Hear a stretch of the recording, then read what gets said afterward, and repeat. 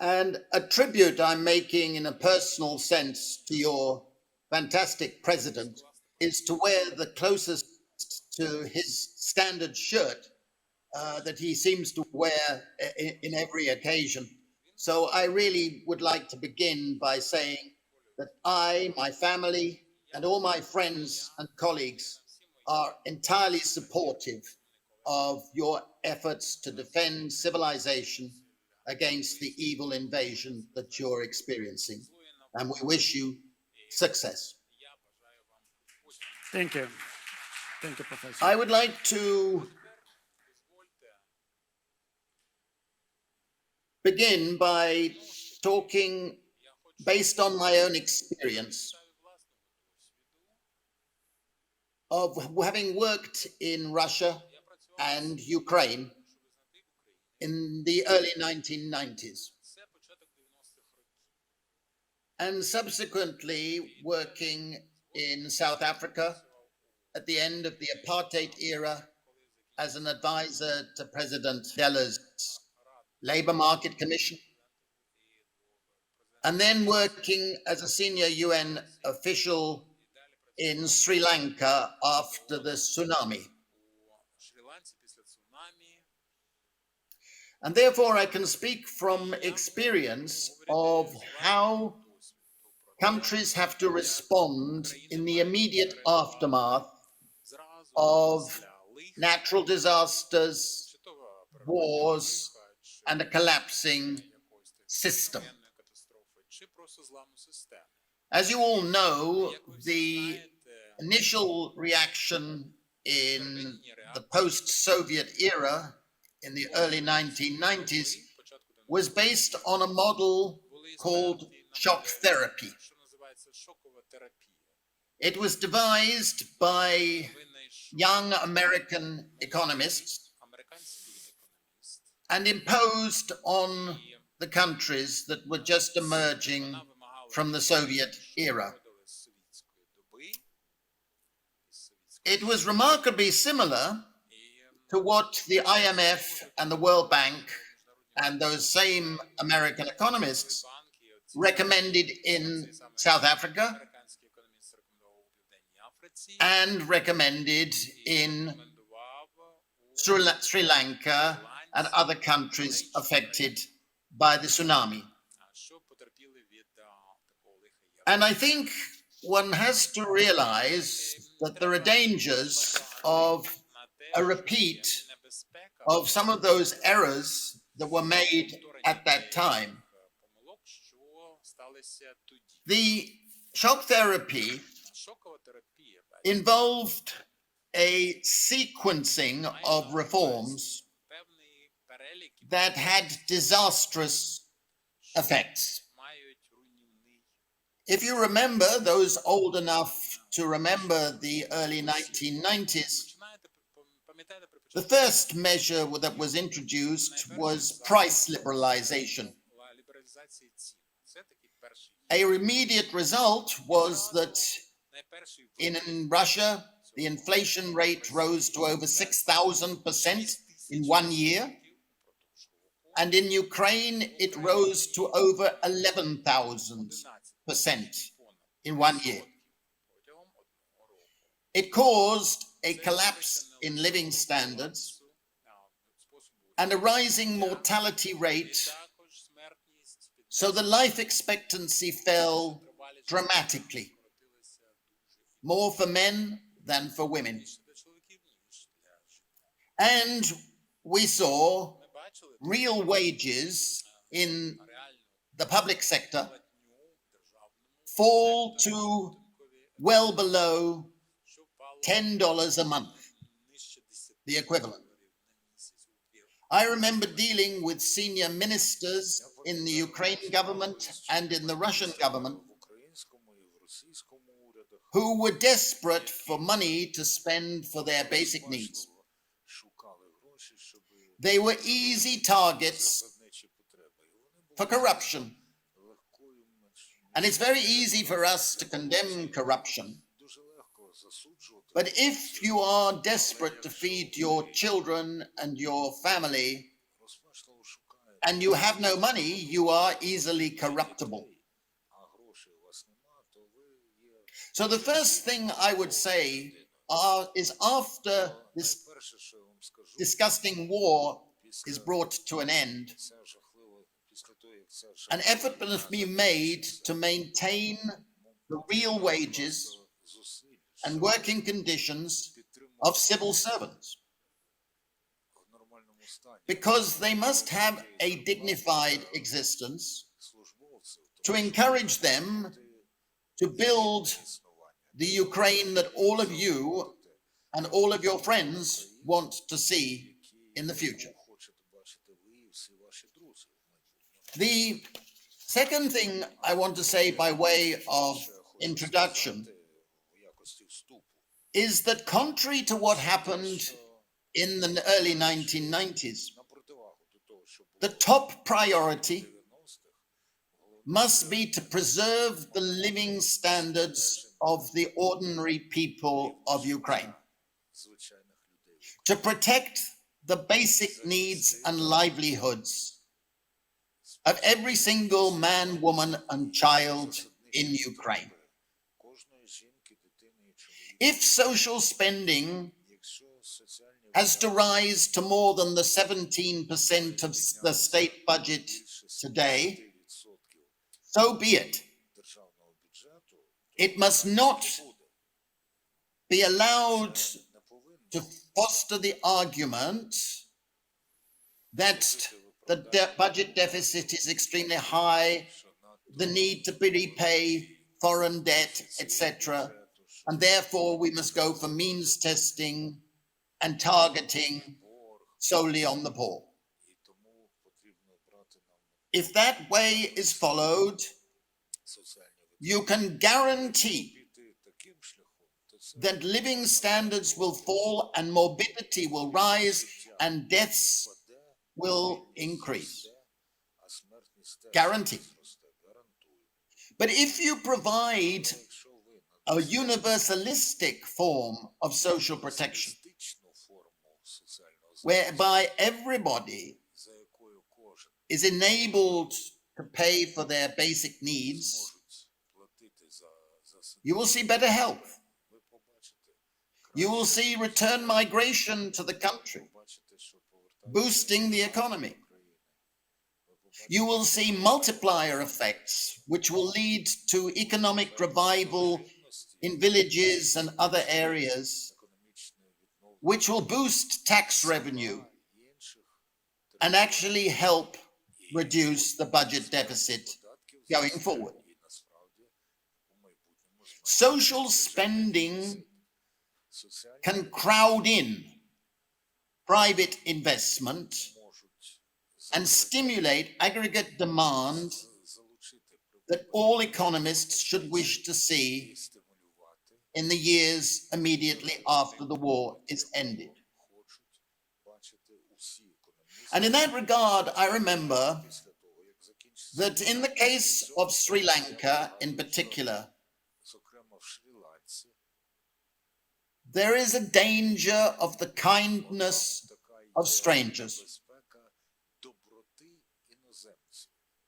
We will see a wonderful outpouring, I hope, of foreign aid in which people all over the world will want to be sending to Ukraine food, blankets, everything basically needed by ordinary people. We saw that in Sri Lanka after the tsunami. But we must be careful that that does not suffocate the local economy, preventing the revival of investment, production, the driving down of prices for basic goods and services. We need to have incentive to local production. And that is why a basic income would be a useful stimulus. I've called in my paper, which has been translated into Ukrainian and is available to all of you, I've called what I think should be an emergency basic income Ukraine dividends, a sense of national pride in which every Ukrainian receives a dividend on the public wealth and the endeavors that you've had to experience. What would these dividends be like? In a sense, they would begin to look like the Ukrainian government's response to COVID. I hope I can pronounce the name appropriately, the EPID-3 Mika, Є підтримка. or in English, e-support, which rewarded people for taking the vaccination, if you remember. And they were allowed gradually to spend on goods they wanted to rebuild in the context of COVID.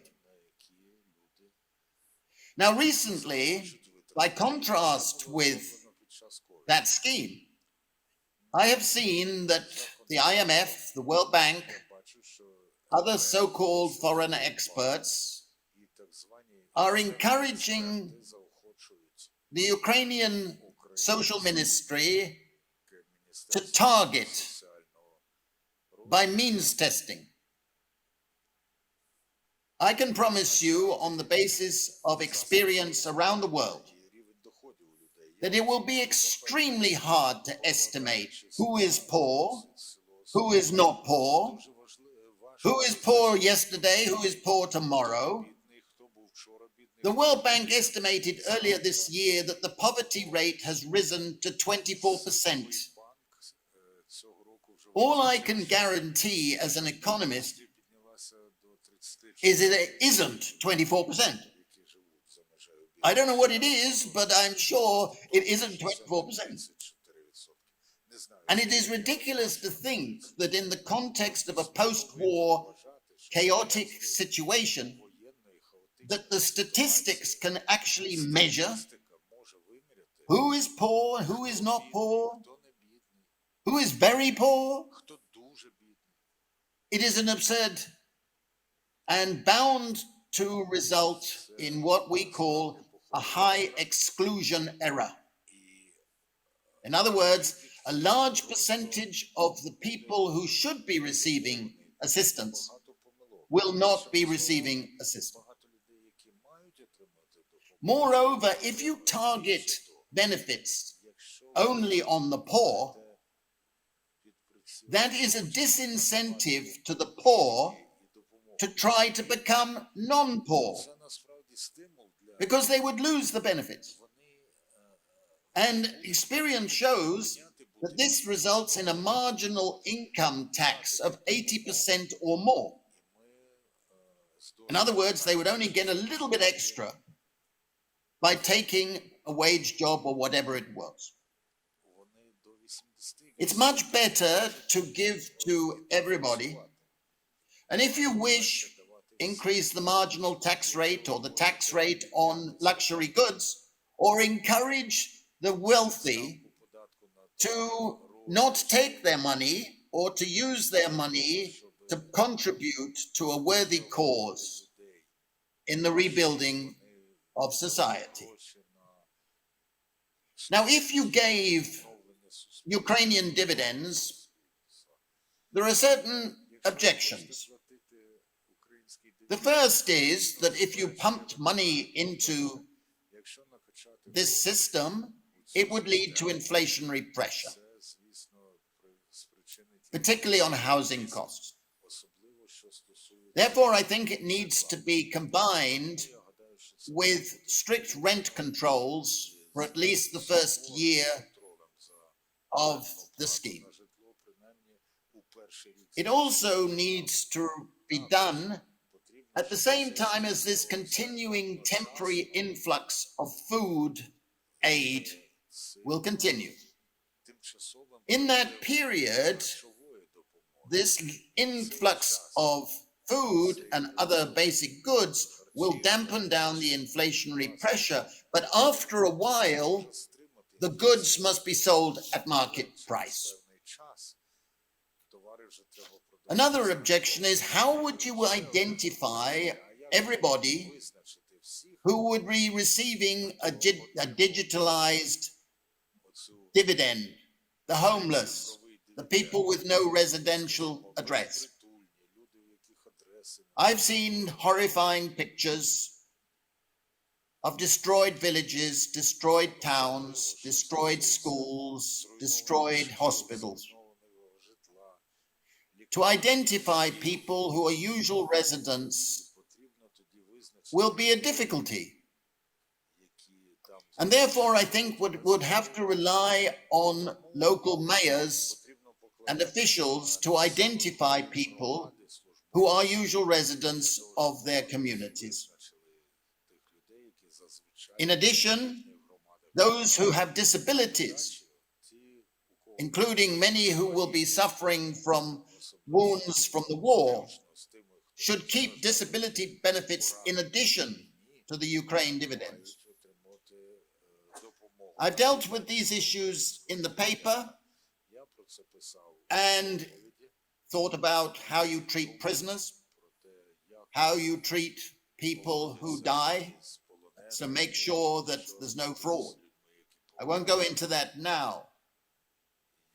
But I think it's important for every Ukrainian to remember that we must not see people having to rely on charity for too long. It's undignifying. It's not consistent with a good society. It's not consistent with civilization.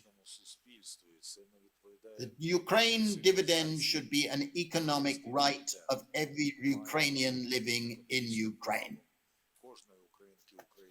It's a sort of vaccination against illness, against morbidity, and against hopelessness.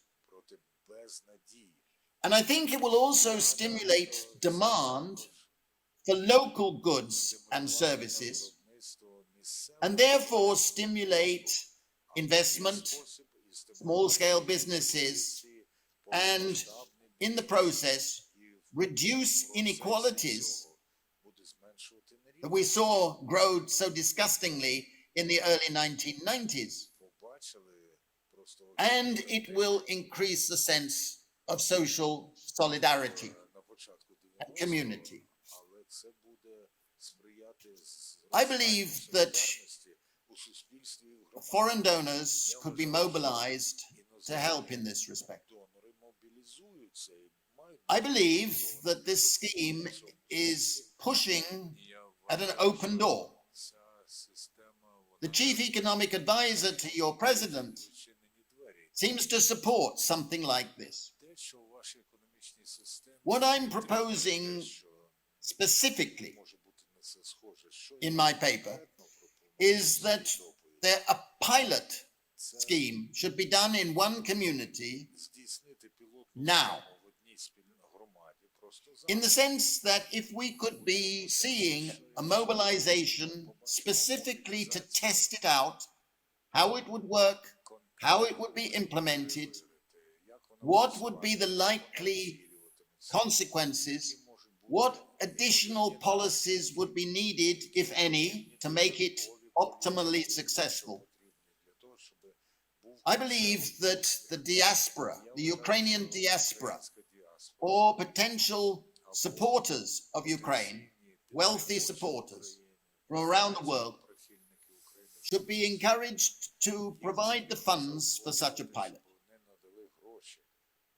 I'm glad to say that my paper that I've delivered today has been given to Richard Branson and his team, who want to be supportive of Ukrainian recovery. This is a specific scheme, not abstract wishy-washy stuff. It's something that has to be designed carefully, implemented well, and could have wonderful effects. And I'd like to end by quoting your Minister of Social Policy, Oksana Zolnovich, who said recently, "We want to give everyone a fishing rod to catch fish." She was quoting from a famous Chinese saying. And she said she wanted this because you want to encourage everybody to have a sense of economic independence, to build a decent life. Ukraine dividends could help in that direction. Thank you very much for listening.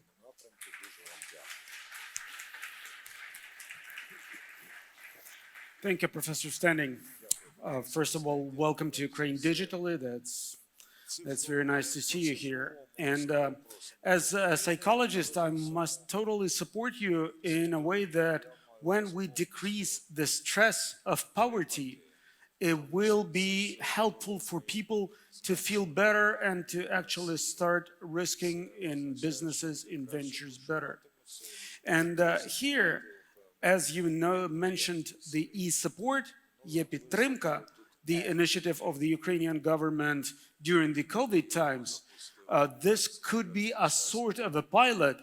And here, you probably know this, Ukraine made a step into the unconditional basic income because this gave us the financial ground. And instead of buying food, a lot of people started buying books, learning, studying, becoming better. And this goes totally along with the previous speech that this is our strategy to go ahead, to get developed, and to be a venture economy of the future. I would like to finish with a short question. We have a part of the country that is seriously affected by the war, and it's quite dangerous in those areas. And we have a part of the country where people flee from the war, mainly the western part of the country. Both of these areas would need the unconditional basic income. What would be your first reaction to the priority for the pilot?